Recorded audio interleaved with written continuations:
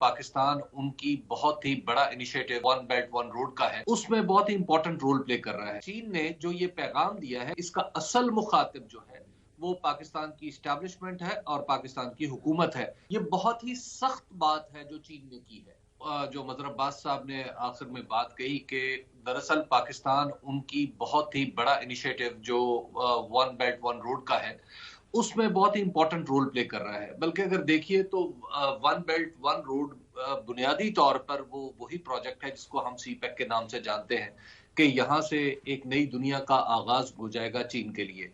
तो अब अगर पाकिस्तान के अंदर इस तरह की कोई अफरा तफरी किसी कैफियत है जहां पे कॉन्स्टिट्यूशनल दाव पे लगा हुआ है, जहां पे पॉलिटिकल पार्टीज बैठने के लिए तैयार नहीं है, और प्रैक्टिकली सूरत हाल ये है हमारी हुकूमत की कि अब सिर्फ यानी जो खात्मा है इस हुकूमत का असम्बलियों का, उसमें सिर्फ 2 महीने और 10-12 दिन रहते हैं, या शायद 3 महीने टू बी एग्जैक्ट 90 डेज रहते हैं। इन 90 डेज में भी हुकूमत कुछ करने के लिए तैयार नहीं है, बल्कि उस हुकूमत ने सब कुछ दांव पे लगा रखा है। पिछले 1 साल से ये हुकूमत कुछ कर पाई है ना, अगले 90 दिनों में ये कोई पहाड़ तोड़ पाएगी। तो मेरा ख्याल ये है कि ऐसे में जिस जिस मुल्क की इन्वेस्टमेंट होगी पाकिस्तान में, और अगर पाकिस्तान की इन्वेस्टमेंट इतनी बड़ी दुनिया के किसी भी मुल्क में होती तो हम भी कंसर्न होते, जैसे अफगानिस्तान के अंदर मामलात में हम भी कंसर्न होते हैं। तो अब चीन ने जो ये पैगाम दिया है, वो जहां अगरचे ये बिल्कुल ब्रॉडली कहा है, सब लोगों को, पूरे पाकिस्तान को मुखातिब करके कहा है, लेकिन नसीब मुझे ऐसा लगता है कि इसका असल मुखातिब जो है वो पाकिस्तान की इस्टेब्लिशमेंट है और पाकिस्तान की हुकूमत है, जो अपने आप को शहबाज स्पीड के नाम से चीन की मकबूल तरीन जमात करार देती है। ये उसके लिए पैगाम है कि आपने काम करना है, और इस्टेब्लिशमेंट ने यकीन दिला रखा है कि सीपैक की हिफाजत इस्टेब्लिशमेंट हर सूरत में करेगी, यानी पाकिस्तान की ये ऐसी पॉलिसी होगी जिस पे कोई कॉम्प्रोमाइज नहीं होगा। तो इन दोनों के लिए ये पैगाम है। अब ये देखना है कि चीन जो हमेशा चाइनीज जो डिप्लोमेसी है वो बड़े नरम अंदाज में बात आगे बढ़ाते हैं, यानी अगर चीनी स्टैंडर्ड के एतबार से देखा जाए तो नसीम ये बहुत ही सख्त बात है जो चीन ने की है। और अब देखना यह है कि हमारी इस्टेब्लिशमेंट और हमारी जो हुकूमत है, क्या वो अपनी अपनी जात और अना के खौल से बाहर आके वाकई डिस्कशन, डिबेट, मुकालमा करती है या नहीं करती। बड़ी दिलचस्प बातें आप दोनों ने की। ये आपको बताते चलें कि इसी प्रोग्राम से कोई 2 महीने पहले मुशाहिद हुसैन सईद साहब सेनेटर जो हैं वो चीन से वापस आए और हमारे प्रोग्राम में उन्होंने कहा कि मैं चीन के सीनियर लीडरशिप से मिला हूँ, पॉलिट ब्यूरो के मेंबर से, और उन्होंने पैगाम भेजा है पाकिस्तान के लिए और पाकिस्तान की जो सियासी तमाम हैं पार्टीज उनके लिए कि यही जो आज कल जो फॉरेन मिनिस्टर ने कहा, तो ये लगता है कि ये चीन की एक बड़ी सोची समझी एक पोजीशन है। और जैसे आप दोनों ने कहा कि क्योंकि उनकी इन्वेस्टमेंट इतनी है पाकिस्तान में और पाकिस्तान की दोस्ती को भी वो अहम समझते हैं, अपने हर प्रॉब्लम के लिए तो हम चीन के पास चले जाते हैं। लेकिन ये जो आप कह रहे हैं, हबीब अकरम ने जो कहा भी मजहर के ये इस्टेब्लिशमेंट के लिए और हुकूमत के लिए, याद रहे कि चीफ आर्मी चीफ गए अभी 3 दिन गुजार के या शायद 2 दिन गुजार के आए पिछले हफ्ते चीन, और उससे पहले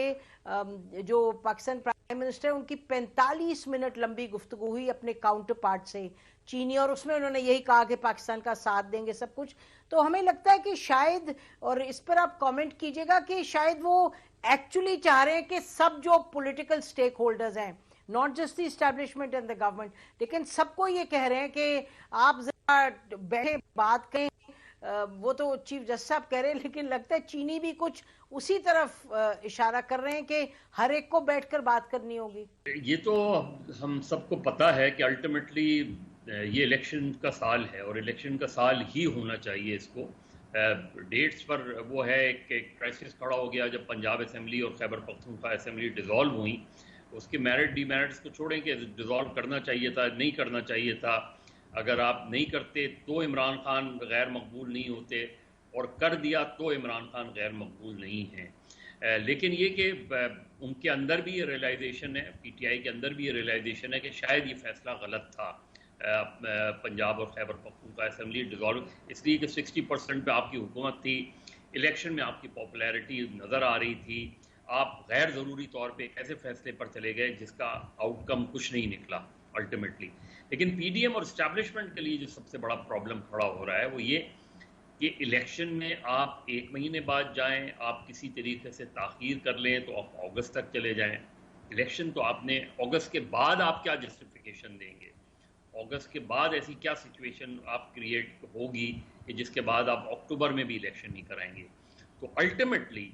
جو کٹ آؤٹ ڈیٹ ہے، اگر آپ ان ساری چیزوں کو ایک طرف رکھیں بھی تو اگست کے بعد تو یہ حکومت نہیں چلتی. اگست میں تو آپ نے قومی اور باقی 2 صوبائی اسمبلیاں ڈیزالو کرنی ہی کرنی ہیں. تو اگر یہ مذاکرات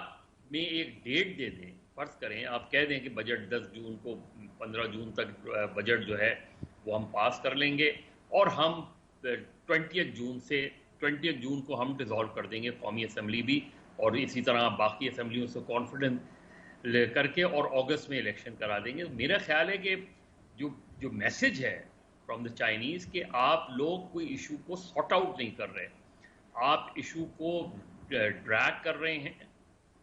جس کی وجہ سے بہت سی چیزیں ایک طریقے سے رک گئی ہیں. اور یہ چیز خطرناک ہوتی ہے، یہ چیز بہت خطرناک ہوتی ہے کہ جہاں آپ کو یہ نظر آ رہا ہو کہ کہیں سسٹم ہی نہ لپٹ جائے، جہاں آپ کو یہ نظر آ رہا ہو کہ جوڈیشری اور پارلیمنٹ ایک دوسرے کے آمنے سامنے آ کے کھڑے ہو گئے ہیں،